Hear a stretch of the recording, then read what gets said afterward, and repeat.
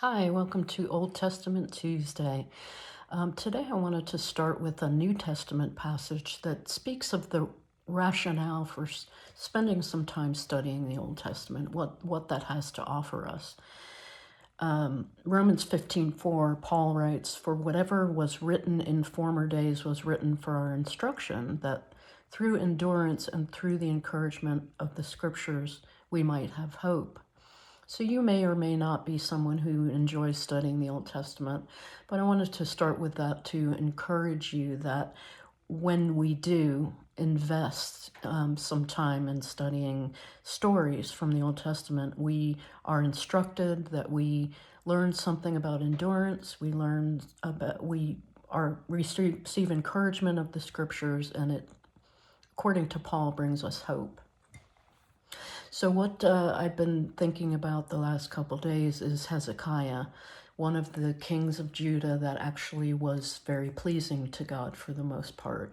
None of the kings of Israel were godly, but a sprinkling of the kings of Judah were godly leaders over the course, before they descended and went into exile. The book of Kings says about Hezekiah, he did what was right in the eyes of the Lord, just as his father David had done. He removed the high places, smashed the sacred stones, and cut down the Asherah poles. He broke into pieces the bronze snake Moses had made, for up to that time the Israelites had been burning incense to it. Hezekiah trusted in the Lord, the God of Israel. There was no one like him among all the kings of Judah, either before him, or after him. He held fast to the Lord and did not stop following him. He kept the commands the Lord had given Moses, and the Lord was with him. He was successful in whatever he undertook. That's some pretty high praise for a king.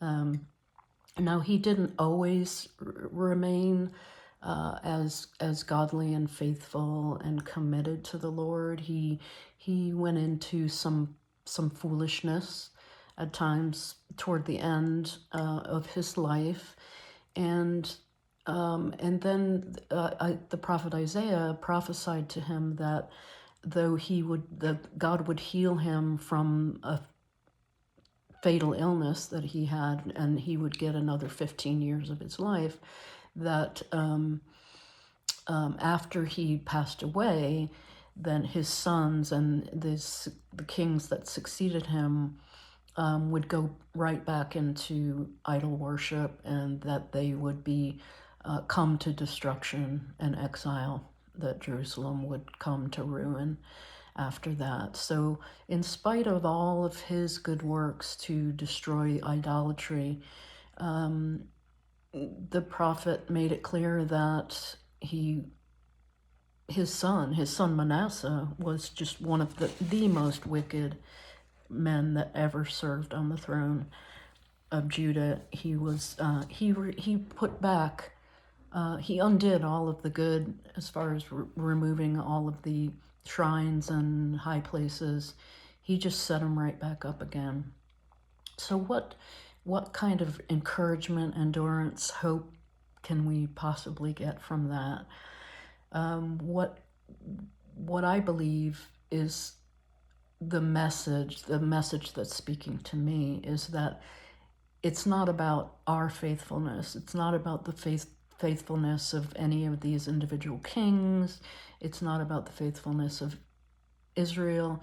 It's not about the faithfulness of the church of Jesus Christ in this world today. We know that we are rarely faithful all the time. It's rare to find a person who is consistently faithful to God. And yet, God remains faithful. It says in Timothy, if we are faithless, he remains faithful, for he cannot deny himself. So the more stories we read and understand from the Old Testament, from the New Testament, where we see the failures of people, we see the victories of people, but we also see ultimately their failures and their flaws, we are reminded constantly that it is God who remains faithful. So I do find encouragement and hope in that. And I learn that it's not about me figuring everything out. It's about me, like Hezekiah, when he was being taunted and threatened by the king of Assyria, instead of trash talking back or engaging in scandal, Hezekiah put on sackcloth and ashes, and he bowed down before the Lord his God and asked for help. And that's what I think God wants us to do, whether it's based on an Old Testament story or a New Testament story or doctrine. Our self-reliance only gets us so far. So hope that speaks to you. Thank you.